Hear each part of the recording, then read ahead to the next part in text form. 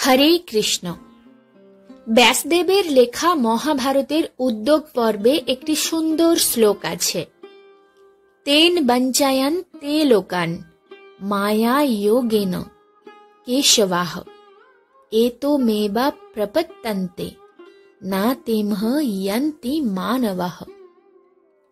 ভগবান কেশব তার মায়ার প্রভাবে সকল মানুষকে আকৃষ্ট করেন, কিন্তু যারা কেবল তারই আশ্রয় নেয় তারা তার মায়ায় বিভ্রান্ত হয় না।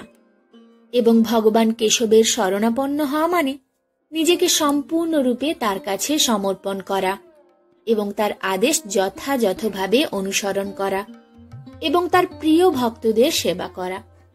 শীলরূপ গোস্বামী ভক্তি রসামৃত সিন্ধুতে ভক্তির ৬৪টি অঙ্গের কথা বলেছেন।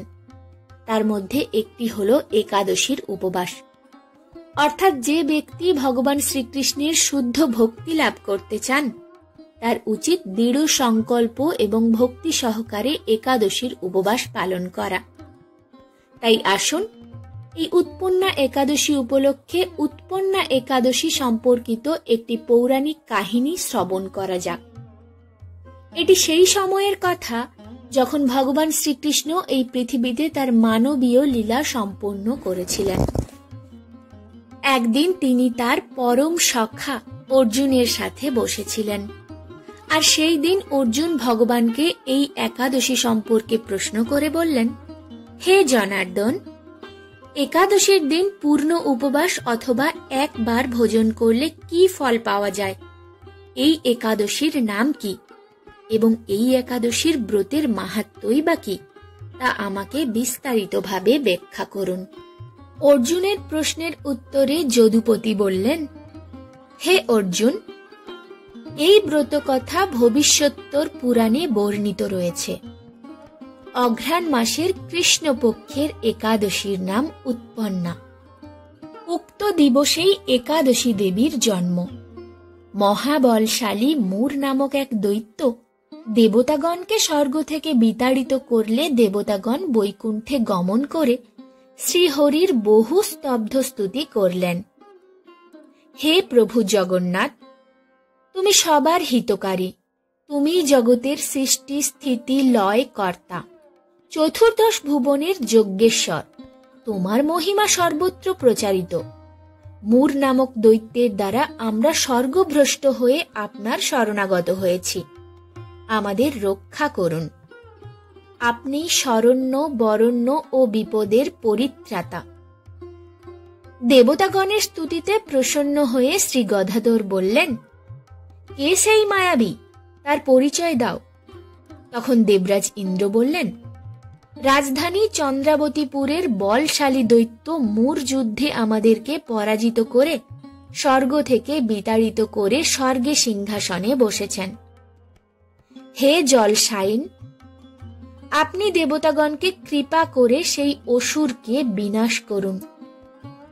গদাধর বললেন, ওহে দেবগণ, তোমরা ভীত হইও না, তোমরা পুনরায় স্বর্গ সিংহাসন ফিরে পাবে, আমি তাকে বিনাশ করব। এই কথা বলে ভগবান শ্রীহরি মূরের কাছে গিয়ে তার সঙ্গে যুদ্ধে মাতলেন। বহুদিন ধরে অস্ত্র শস্ত্রের দ্বারা যুদ্ধ করেও তাকে নিধন করা তো দূরের কথা, সামান্য হীন বল করতে পারলেন না। তারপর মল্লযুদ্ধ আরম্ভ করলেন। বহু বৎসর কেটে গেল, তথাপি তাকে পরাস্ত করতে পারলেন না। তারপর ভগবান বিশ্রামের জন্য বদ্রিকাশ্রমের হেমবতী নামক এক গুহায় প্রবেশ করে ক্লান্ত হয়ে নিদ্রামগ্ন হলেন। এদিকে মূরাসুর শ্রীহরিকে খোঁজ করতে করতে সেই গুহায় প্রবেশ করে নিদ্রিত গদাধরকে বিনাশ করার জন্য উদ্যত হলে সহসা শ্রীহরির দেহ থেকে এক দেবী আবির্ভূতা হলেন। দীপ্তিময়ী সেই দেবী হস্তে নানান অস্ত্র ধরে মূরের সঙ্গে রণে মাতলেন। অবশেষে তার মস্তক ছেদন করলেন খড়গের দ্বারা। উচ্চ স্বরে চিৎকার করে মূরাসুর যখন ভূমিতে লুটিয়ে পড়ল, তাতে বিষ্ণুর নিদ্রা ভঙ্গ হল। দেখলেন সামনে মূরের মৃতদেহ। শ্রীহরির পার্শ্বে সেই নারী হাত জোড় করে দাঁড়িয়ে আছেন। বিনীতা হয়ে সেই রমণী বললেন, আমি আপনারই অঙ্গভূতা। আপনাকে বধ করার জন্য এই দৈত্য উদ্যত হলে আমি যুদ্ধ করে মূর্খকে বিনাশ করেছি। শ্রীহরি বললেন, তুমি আমার পরাশক্তি হতে সমুৎপন্না। একাদশী তিথিতে তোমার উৎপত্তি, তাই তুমি একাদশী নামে জগতে প্রচারিত হবে। প্রতি মাসে 2 একাদশীতে যারা উপবাস করে ব্রত করবে তাদের সকল পাপ বিনষ্ট হয়ে অক্ষয় সুখ লাভ হবে। হে অর্জুন, এই তিথিতে যারা উপবাস ব্রত ও রাত্রি জাগরণ করবে তাদেরকে আমি পরাগতি দান করি। ইহার মাহাত্ম্য পাঠ অথবা শ্রবণ করলে মহাফল লাভ হয়। এই ছিল উৎপন্না একাদশীর ব্রত কথা মাহাত্ম্য। যদি ভিডিওটি ভালো লেগে থাকে একটি লাইক করে যাবেন এবং আপনজনদের সঙ্গে শেয়ার করতে ভুলবেন না। একাদশীর সমস্ত ব্রত কথা শ্রবণ করতে চ্যানেলটিকে সাবস্ক্রাইব করতে ভুলবেন না।